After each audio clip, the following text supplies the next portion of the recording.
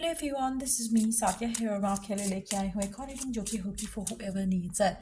अगर आपके दिल में कोई भी ख्वाहिश है, कोई भी डिज़ायर है जिसको आप पूरा करना चाहते हो और आप जानना चाहते हो कि क्या आपको आपकी विश, आपकी डिज़ायर पूरी होती मिलेगी, हाँ या ना, ये जानेंगे पहले और आपको क्या करना चाहिए।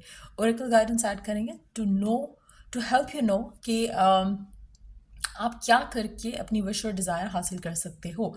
So stay tuned. और रीडिंग करने से पहले रिमाइंड करवा दूं कि ये एक जनरल रीडिंग है, सबके साथ मैच कर भी सकती है और नहीं भी। सो जो बातें, जो मैसेजेस मैच करते हैं, आप उन मैसेजेस को पिक करो और बाकी सब कुछ छोड़ दो। अगर आप पर्सनल रीडिंग्स चाहते हो, पेपाल से इजी पैसे से पेमेंट कर सकते हो, सिर्फ तभी रीच आउट करो ताकि आपका भी टाइम वेस्ट नहीं हो और मेरा भी। So let's dive into the reading and let's see कि क्या आपको आपकी विश पूरी होती मिलेगी, हाँ या ना। पहले ये जानेंगे और साथ में उसके बाद ओरेकल गाइडेंस ऐड करेंगे।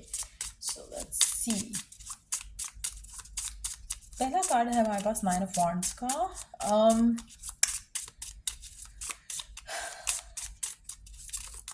आप बहुत ज़्यादा डिपेंडेंट हो अपनी इस विश के ऊपर, बहुत ज़्यादा आप इसके ऊपर रिलाई कर रहे हो, बहुत ज़्यादा आप अपने आप को प्रेशराइज कर रहे हो इस विश से रिलेटेड। मुझे लगता है कि अगर आप इतना ही प्रेशराइज अपने आप को करते रहोगे तो आपको लगेगा कि रास्ते ब्लॉक हो रहे हैं मेजॉरिटी लोगों के लिए। सो कोशिश करो कि आप इजी अप्रोच लेकर चलो। जब आपके पास जैसे आप जब चीज़ों को लाइट लेकर चलते हो, चीज़ें आसानी से हो जाती हैं। जितना स्ट्रेस्ड आउट होकर करोगे उतना मुश्किल होता है। फॉर इंस्टेंस, अगर आप 2 जॉब इंटरव्यू के लिए जा रहे हो, एक में आप स्ट्रेस्ड आउट होकर जा रहे हो और एक में आप बहुत ही लाइट एनर्जी के साथ जा रहे हो कि as if you feel like कि ये तो मुश्किल ही लगता है सीन, लेकिन चलो ट्राई करते हैं। जो ये वाले एटीट्यूड के साथ आप करोगे वो आपका हो जाएगा। जहाँ पे आप बहुत ज़्यादा स्ट्रेस्ड आउट होके जा रहे हो वहाँ पे आपका नहीं होगा। So it's very important right now कि आप अपने इस विश को लेकर, डिज़ायर को लेकर बहुत लाइट हार्टेड वे में चीज़ों को अप्रोच करो।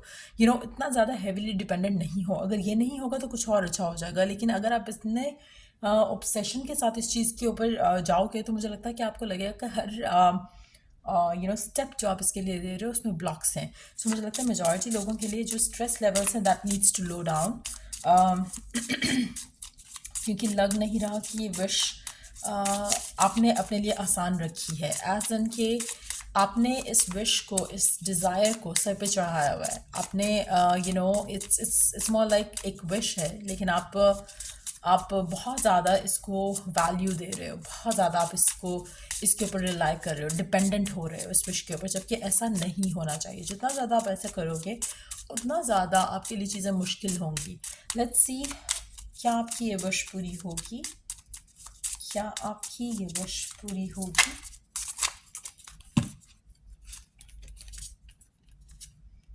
Pentacles, Four of Wands, Four of Swords। अच्छा, इसमें आपकी जो भी ये विश है उसमें कहीं ना कहीं लोगों का प्रेशर बहुत ज़्यादा आ रहा है, चाहे वो लोग आपके एंड से है। अगर आप किसी स्पेसिफिक रिलेशनशिप के लिए देख रहे हो तब भी मुझे लगता है कि लोगों का इन्फ्लुएंस बहुत ज़्यादा है। अगर आप रिलेशनशिप के लिए देख रहे हो तो इन टर्म्स ऑफ ये हो सकता है कि आपको लगता है कि लोग क्या कहेंगे अगर मेरी शादी इस इंसान से नहीं हुई, ये इतना वेट मैंने कर लिया तो अब क्या होगा, कुछ अच्छा हो पाएगा या नहीं हो पाएगा।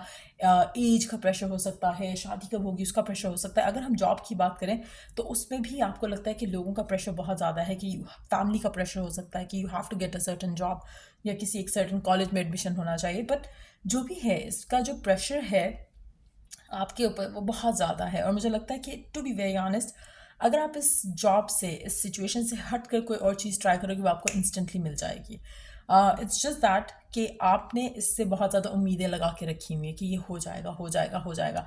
लेकिन अगर ये नहीं भी होता तो आपकी ज़िंदगी में कोई रुकावट नहीं आएगी, आपकी ज़िंदगी आगे बढ़ेगी, आपकी ज़िंदगी में चीज़ें आगे स्मूथली होंगी, क्योंकि आपकी चॉइस है to stay stuck on this thing.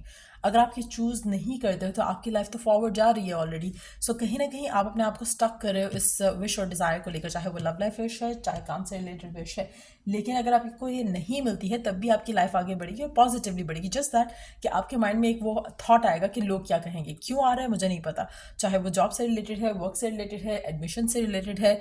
आपके माइंड में एक वो थॉट या फियर रहेगा कि लोग क्या कहेंगे।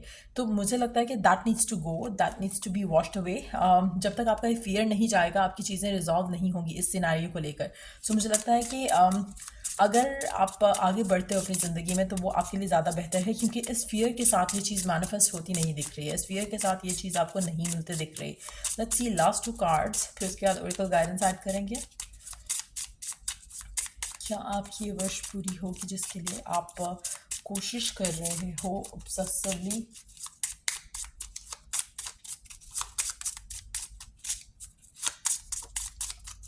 क्या आपकी विश पूरी होगी जिसके लिए आप कोशिश कर रहे हो राइट नाउ?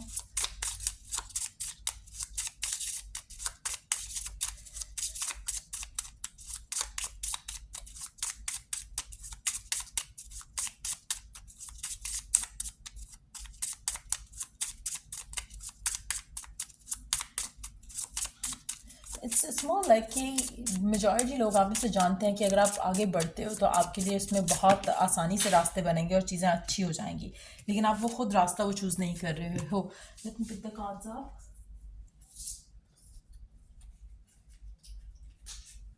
सो